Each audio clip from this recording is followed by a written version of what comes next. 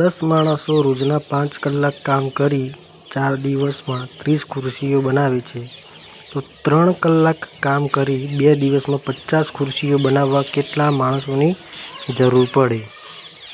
તો મિત્રો આ પ્રશ્ન એ સાંકળના નિયમનો પ્રશ્ન છે. તો એમાં એક સિમ્પલ ફોર્મ્યુલા યાદ તમારે રાખવું પડશે. M1 ગુણ્યા D1 ગુણ્યા T1 ભાગ્યા W1 બરાબર એની સામે M2 ગુણ્યા T2 ગુણ્યા D2 ભાગ્યા W2. ઓકે, તમને અર્થ સમજાવું છું. M1 એટલે શું થશે કે M એટલે માણસ થશે, D એટલે દિવસ થશે અને T એટલે સમય થશે અને W એટલે વર્ક થશે. બરાબર, સેમ વસ્તુ આમાં પણ લાગુ પડે છે. સમજવાની વસ્તુ એ છે કે આ જે M1 લખ્યું છે તો તે કઈ રકમ લખવી. તો મિત્રો અહીંયા શરૂઆતમાં જે લખેલું છે કે 10 માણસો, તો એ 10 માણસો શું છે એ તમારો M1 છે. બરાબર, ગુણ્યા D1 શું છે તમારું, તો D1 તમારું રહેશે 4 દિવસ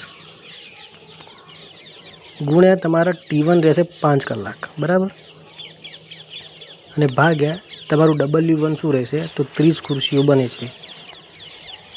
બરાબર, તમારે M2 અહીંયા શોધવાનો છે. અહીંયા શું કીધું કે કેટલા માણસોની જરૂર પડે.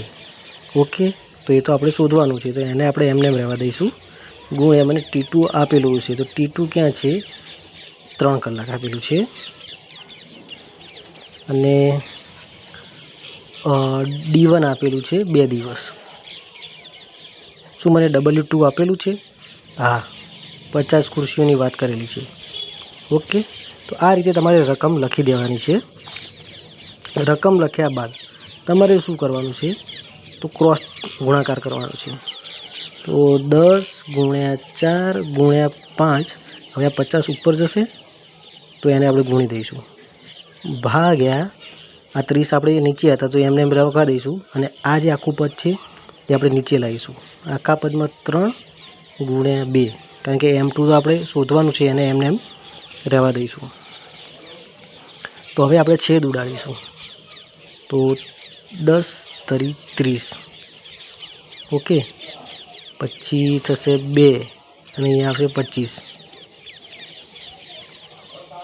3 અહીંયા પણ 3 3 9 થાય છે, 5 ચોક 20 થાય છે. બરાબર, તો છેદ આપણે ઉડાડતા જોઈએ તો અહીંયા તમારું આ બંનેનો ગુણાકાર તમે કરો એટલે 20 થઈ જાય અને 3 3 9, અહીંયા 9 થઈ જશે. એટલે 20 વધે છે, 25 અને 9 છે.